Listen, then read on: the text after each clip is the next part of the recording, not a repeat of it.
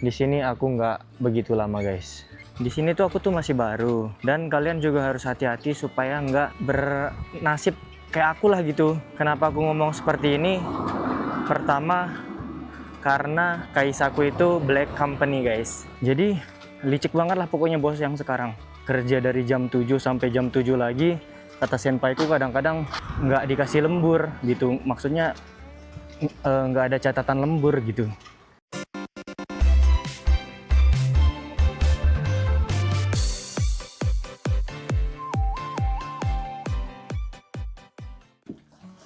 Halo kawan-kawan, selamat pagi di Maibasi ya. Sekarang aku bakal ngajak kalian ke kantor pos dulu sambil jalan-jalan online.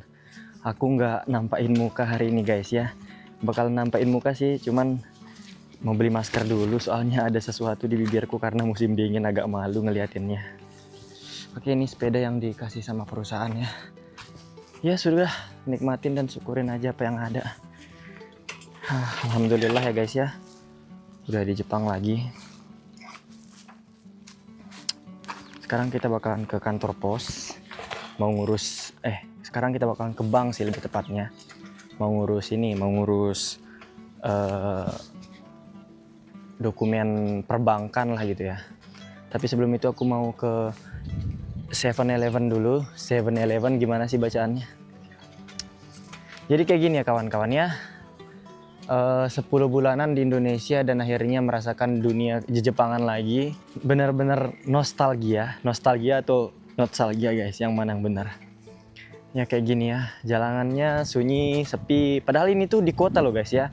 Ini di Gunma Maibasi guys. Jadi depan sana itu ada lapangan golf besar banget. Besar banget ini guys. Lapangannya besar banget. Jadi ntar bakalan ke ini dulu. Seven dulu, mau beli masker. Terus kita bakalan langsung ke gas ke Yubing ya guys ya. Orang-orang mungkin pada kerja guys ya, karena sekarang ini juga hari Senin, hari produktif ya guys. Tapi rata-rata orang kalau misalnya jam 10 itu biasanya mereka langsung ke Seven, ke Lawson ya buat ini, buat nyantai-nyantai, ngerokok-ngerokok gitu. Tempatku dari Seven tuh cuma beberapa menit doang guys. Tuh itu udah tuh Indomartnya Jepang guys ya. Wah, benar-benar syahdu sekali. Oke, taruh sepeda di sini, bawa tas. Jangan lupa dokumen negara, ini penting guys ya, harus dibawa juga. Oke, udah beli guys ya, udah beli masker. Soalnya guys ya, kalau musim dingin di tahun pertama sama kayak dulu pas aku di Hiroshima, itu tuh aku tuh pasti kena sama yang namanya itu ya dingin lah gitu, penyakit dingin. Di Jepang ya harus kayak gini guys ya, harus nunggu beberapa menit dulu baru bisa lewat. Di Indonesia mah nggak gitu ya guys ya, was saja gitu. Wah itu dia kantor pos sekaligus banknya. Jadi ntar aku bakalan ngurus-ngurus berkas di sana. Soalnya kan kalau misalnya mau bayar apartemen di sini, itu aku bayarnya itu nggak ke perusahaan ya guys ya, tapi ke orang propertinya langsung. Jadi itu via bank guys, lewat bank gitu. Jadinya ntar aku bakalan ngurus itu. Oke lanjut. Sekarang ini nggak terlalu panas ya, dan nggak terlalu dingin juga, karena ini juga ya musimnya masih musim enak ya guys ya. Cuman di sini kalau disebut kota sih sebelah sana ya, sebelah kiri sana itu kota. Cuman kalau di sebelah sini tuh kayak aduh sepi banget ya. Nggak tahu juga sih kenapa bisa sesepi ini, padahal ini tuh padat sih kelihatannya. Tapi aku sekedar ingin memberikan bocoran, di sini aku nggak begitu lama guys. Karena ada sesuatu dan lain hal yang kenapa aku tuh harus bakalan pindah gitu. Ya jadi ginilah guys ya, serba-serbi nunggu, apapun itu nunggu terus. Harus banyak-banyak nunggu. Kalau nggak nunggu ya terobos aja lah. Tapi nanti takutnya ada polisi, ada orang yang ngelaporin kan, yang kena juga kita gitu, yang bakalan kena backing atau kena denda juga kita gitu. Di sini soalnya kan ketat juga kan. Apalagi ini tuh kota guys, nggak kayak dulu di tempat itu pedesaan. Oke guys, karena aku udah nyampe di dalam juga nggak mungkin aku ngerekam. Aku bakalan masuk dulu ya guys ya. Setelah ini langsung bakalan ngajak kalian jalan-jalan online bentar. Mantap. Oke kawan-kawannya udah beres. Selanjutnya kita ke mana ya? Ntar dulu ya. Belum ditentukan sih ini mau kemana.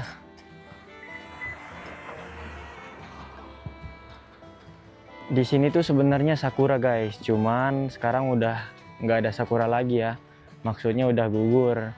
Jadinya kalau mau lihat sakura ya di bulan 4 nanti. Ini masih belum guys. Sahdunya kehidupan di Jepang. Cuman kalau istriku ya guys ya, istriku awalnya kan bakalan datang ke Kaisai ini kan. Tapi setelah aku masuk ke Kaisai ini kok ada sesuatu dan lain hal yang membuat aku tuh nggak usah deh gitu. Cari Kaisai yang lain aja gitu. Jadinya agak gimana ya, biarin jadi pelajaran aja. Cuman aku nggak mau cerita sekarang dulu ya. Nanti aku ceritanya guys.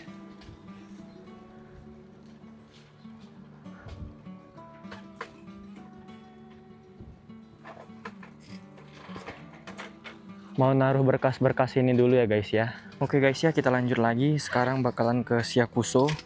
Syakuso itu kayak tempat dukcapil gitu ya guys ya. Tempat dukcapil. Jadi ya kita sekarang ke sana dulu. Sekarang udah jam 12 ya guys ya. Aku tadi nyantai-nyantai. Aku juga pulang dari pos atau bank tadi itu sekitaran jam 11-an ya. Sekarang udah jam 12. Sekarang kita bakalan ke Syakuso ya guys ya. Dedek-dedek gemes Jepang guys. Jadi sambil main HP itu nggak boleh guys ya. Jadi aku tuh sambil lihat ini, sambil lihat apa namanya map ya guys ya. Ini udah bener guys jalannya. Jadi bener-bener ngandelin Google Map aku ini ya, karena emang nggak pernah keluar juga guys ya. Jadi itu alasan aku tuh pengen cepat pindah dari perusahaan ini guys. Di sini tuh aku tuh masih baru, dan kalian juga harus hati-hati supaya nggak bernasib kayak aku lah gitu. Kenapa aku ngomong seperti ini? Pertama, karena Kaisaku itu black company guys. Kalian searching sendiri black company itu seperti apa. Kalian lihat sendiri black company itu seperti apa. Searching di Google ya guys ya. Wah pokoknya kayak gokil aja sih. Biarin udah jadi pengalaman hidup. Makanya aku ya udah rugi banyak sih rugi. Cuman ya aku percaya Tuhan itu pasti bakalan mengganti semua apa yang memang menjadi hak hambanya gitu. Mungkin uang yang dulu tuh bukan hakku, ya udah gitu guys ya. Jadinya aku tuh nanti bakalan pindah.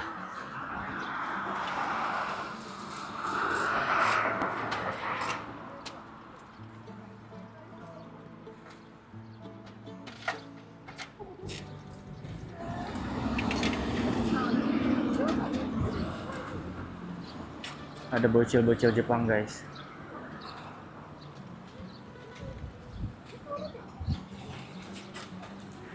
Ya jadi beginilah ya, bersama bocil-bocil Jepang yang sepedaan juga ya. Jadi aku sedikit mau cerita ya sama kalian ya guys ya, kenapa aku tuh bisa nyampe di Black Company ya. Jadi berawal dari 2025 sekitaran bulan 9 aku tuh dapat job di Facebook guys. Nemu job ini di Facebook. Ya urgent sih, urgent, maksudnya urgent itu kayak Kaisa yang benar-benar membutuhkan lah gitu ya, benar-benar membutuhkan karyawan. Jadinya aku tuh ikut. Dari 9 orang yang daftar, cuma aku yang lulus guys. Nah setelah itu udah pengurusan apa segala macam, berangkatlah aku ke Jepang gitu kan. Nah setelah berangkat ke Jepang, ya tahu-taunya di sini Black Company guys. Black Company dalam artiannya apa? Itu tuh kayak ini guys, kayak nggak sesuai apa yang ada di perjanjian kontrak gitu sih. Seumpama nih, yang seharusnya aku tuh ngerjainnya pertanian, malah ngerjainnya yang genba gitu, genba pengecetan di sini guys ya. Jadi selama aku di sini ya, cuman 2 kali aku ngerjain pertanian guys. Bos aku di sini tuh punya lahan pertanian guys, tapi dari banyaknya karyawannya itu yang cowok, yang ngerjain pertanian tuh cuman 1 orang guys. Ada temen aku. Nah sisanya itu ngerjain genba pengecetan. Itu tuh udah melanggar aturan imigrasi guys, yang seharusnya kan aku bakalan ngerjain pertanian nih, malah ngerjain genba pengecetan gitu. Takutnya kalau aku tuh terlalu berlama-lama di sini, itu nanti ini apa namanya ketahuan gitu loh. Ketahuan kalau aku tuh nggak sesuai dengan bidang yang seharusnya aku kerjain gitu guys. Jadinya aku harus harus cepat nyari job. Kalau aku tuh tetap slow di sini, tetap kerja di sini, bahaya buat kedepannya. Bisa-bisa visaku tuh nanti nggak terbit guys. Jadi licik banget lah pokoknya bos yang sekarang. Kerja dari jam 7 sampai jam 7 lagi, kata senpaiku kadang-kadang nggak dikasih lembur gitu. Maksudnya nggak ada catatan lembur gitu. Padahal kalau udah 8 jam di Jepang, terus kalau udah melebihi 8 jam itu harus lembur guys. Harus dicatat gitu. Nah, salah satu tips untuk menghindari black company itu gini guys. Kalian pas mensetsu, apabila dinyatakan lulus gitu kan, cepet-cepet minta sama bosnya itu nomor anak-anak yang di perusahaannya, kayak anak Indonesia senior-senior lah gitu ya. Kalau dia tuh nggak berani ngasih, hati-hati guys. Soalnya dulu aku juga gitu, aku minta nomor senpai di Indonesia kan, supaya tahu kerjaannya gimana dan apa gitu ya. Tapi dia tuh nggak berani ngasih guys, gitu. Jadinya kalian harus pastiin dulu minta nomornya. Kalau memang nggak ada, wah bahaya sih gitu. Dulu bosku tuh bilang di sini tuh anak Indonesia 6 orang katanya gitu. Emang bener 6 orang guys. Cuman dia tuh nggak berani ngasih aku kontak mereka gitu loh. Karena dia takutnya aku tuh nanti nanya-nanya soal Kaisa ini gitu loh. Begitu guys. Dan rata-rata perusahaan black company di Jepang itu pengrekrutannya itu sering guys. Karena banyak karyawan yang nggak betah terus pindah, antara kabur dan pindah guys. Begitu ya. Kalian tuh harus hati-hati lah pokoknya. Jangan cepet-cepet ngambil tindakan buat ngambil job yang gak jelas gitu loh, biar nggak sama kayak aku. Semulanya kan istriku kan Nina bakalan ini guys, bakalan masuk di perusahaan ini kan, udah keluar tanda tangan kontraknya. Cuman untungnya Nina belum tanda tangan gitu, kertasnya itu belum ditanda tanganin gitu. Jadi aman banget gitu guys, gitu ya. Jadi karena Nina yang semulanya mau kesini, cuman aku langsung batalin gitu. Udah nggak usah dikirim berkas-berkasnya, aku bilang gitu ke istri aku, biar kedepannya kan nggak ini guys, nggak repot juga gitu. Aku juga mau pindah, mending nanti istriku tuh lamaan dikit di Indonesia, yang penting jangan di black company guys. Kata senior aku yang orang Sunda, dia orang Sunda. Dia kerja dari jam 7, kadang nyampe jam 8 malam. Gajinya itu mentok 17. Itu pun kotor guys. Gitu. Makanya parah banget dah, parah. Aku tuh di sini nggak masalah ya guys ya, seumpama jam kerjanya tuh gila-gilaan, tapi gaji juga harus sesuai lah gitu kan sama jam kerja gitu. Dan itu tuh harus ada libur, karena kenapa ya guys ya, emang aturan di Jepang gitu, kalau nggak ada libur itu bisa kena denda itu perusahaan gitu.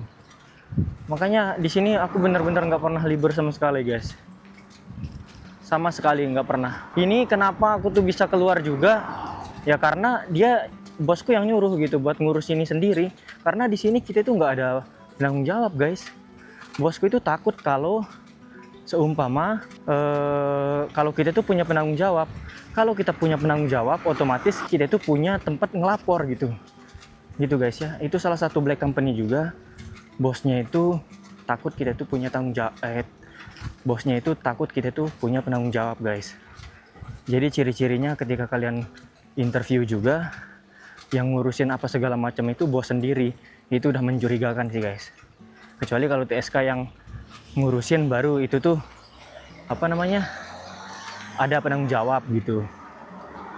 Intinya kalian nanti jangan sampailah terjebak di black company. Kalau bisa cepet-cepet keluar guys. Apalagi di posisinya aku tuh bener-bener abunai banget di posisinya aku. Kenapa aku bilang abunai? Karena ini tuh nggak sesuai dengan tanda tangan kontrakku. Kalau udah nggak sesuai dengan tanda tangan kontrak, kerjaan yang aku kerjain tuh beda, wah itu malahan bahaya banget guys. Makanya wah aku kayak merasa ditipu sih sama bos di sini.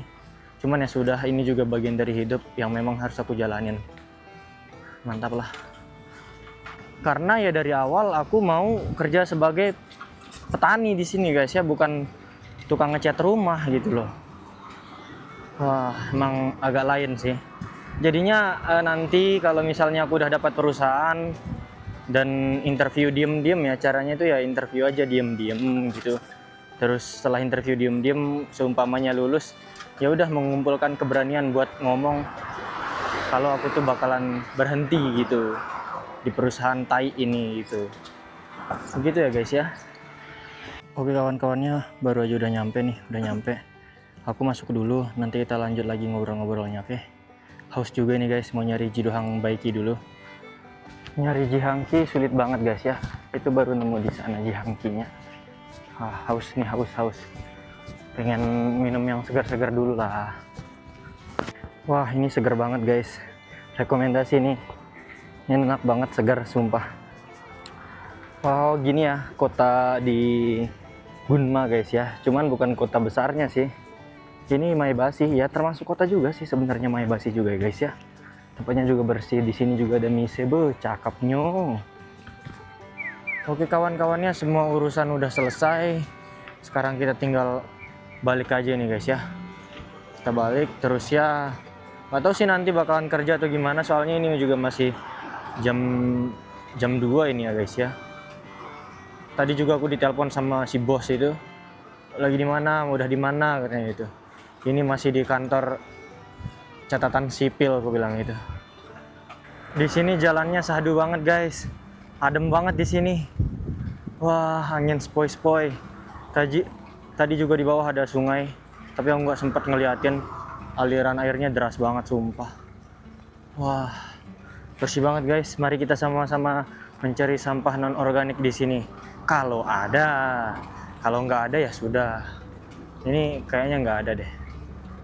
Wah, Gunma oke lah, lumayan bagus. Dipulang dulu guys. Mungkin setelah nyampe Apato, mungkin bakalan kerja juga, nggak tahu. Soalnya bos itu kayak nggak ridho banget deh kalau kita tuh nggak kerja gitu. Orangnya kayak gitu dia.